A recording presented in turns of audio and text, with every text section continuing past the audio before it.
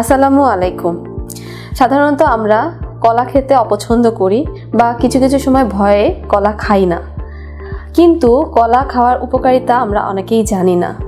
সপ্তাহে অন্তত 2-3 দিন কলা আপনি খেতে পারেন, কারণ কলা হচ্ছে আপনাকে দিচ্ছে 113 কিলো ক্যালোরি পার 100 গ্রামস, মানে 100 গ্রামের একটি কলা আপনাকে 113 কিলো ক্যালোরি দিয়ে থাকে। প্লাস এটাতে রয়েছে প্রচুর পরিমাণে পটাশিয়াম। তবে যাদের হাইপার টেনশন রয়েছে তারা সাধারণত কলাটা অ্যাভয়েড করবেন, এবং যাদের ডায়াবেটিক্স রয়েছে তারাও সাধারণত কলাটা অ্যাভয়েড করবেন। যদি আপনি পাকা কলা খান তাহলে আপনি পেয়ে থাকেন পেকটিন, যেটা আপনার ডাইজেস্টিভ ট্র্যাক্টটাকে স্মুথ করে এবং আপনার ক্ষুধাটাও কমায়। কলাকে সাধারণত আমরা ওয়েট লসের সময় খেতে দেই না, এটা আসলে ভুল ধারণা।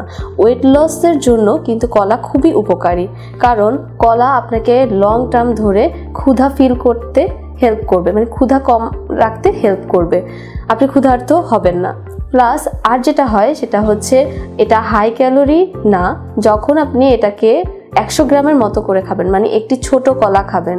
সাধারণত ওয়েট লসের সময় আপনি বড় কলা খাবেন না। বড় কলা খেলে যেটা হবে আপনার ক্যালোরি ইনটেক বেশি হয়ে যাবে।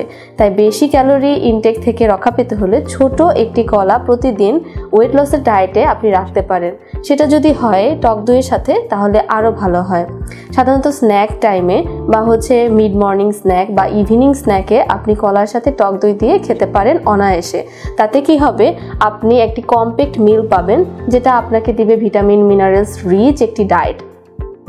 প্লাস যখন আপনি ডায়াবেটিক্সে আক্রান্ত আছেন তখন পাকা কলা অ্যাভয়েড করতে পারেন এবং কাঁচা কলাটা খাবারে ইনকর্পোরেট করতে পারেন, কারণ কাঁচা কলাতে রয়েছে রেজিস্ট্যান্স স্টার্চ, যেটা আপনাকে ব্লাড সুগার লোয়ারিংয়ে হেল্প করবে। যদি আপনি 4 সপ্তাহ ধরে 15 মিলিগ্রাম করে বা 15 গ্রাম করে কাঁচা কলা খেয়ে থাকেন রান্না করে, তাহলে দেখা যাবে যে আপনার ইনসুলিন সেন্সিটিভিটি কমে আসবে। এছাড়া কলা কিন্তু আমাদের ত্বক উজ্জ্বল করতে হেল্প করে। যারা সাধারণত জিম করেন বা স্পোর্টসে আছেন তারা কলা প্রতিদিন একটি করে খেতে পারবেন, কিন্তু সাধারণত যারা মেনটেনেন্স ডায়েটে আছেন বা ওয়েট মেনটেন করতে চাচ্ছেন তারা সপ্তাহে 2 থেকে 3টা কলা খাবেন, এর বেশি না।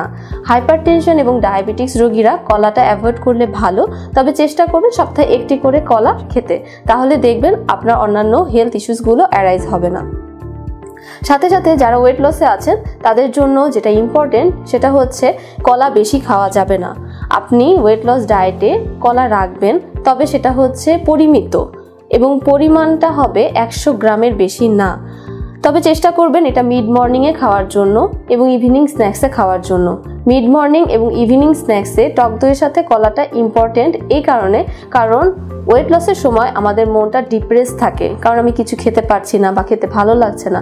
তখন যদি আমরা কলা খাই তখন দেখা যাবে আমাদের মনটা প্রফুল্ল থাকবে, কারণ কলাতে রয়েছে অ্যান্টিঅক্সিডেন্ট ডোপামাইন, যেটা আমাদের মুড বা মনকে সুইং করতে হেল্প করে, মুডটাকে ভালো করতে হেল্প করে। তো ভালো থাকুন, সুস্থ থাকুন এবং অন্ততপক্ষে সপ্তাহে 1 দিন কলা খাওয়ার চেষ্টা করুন।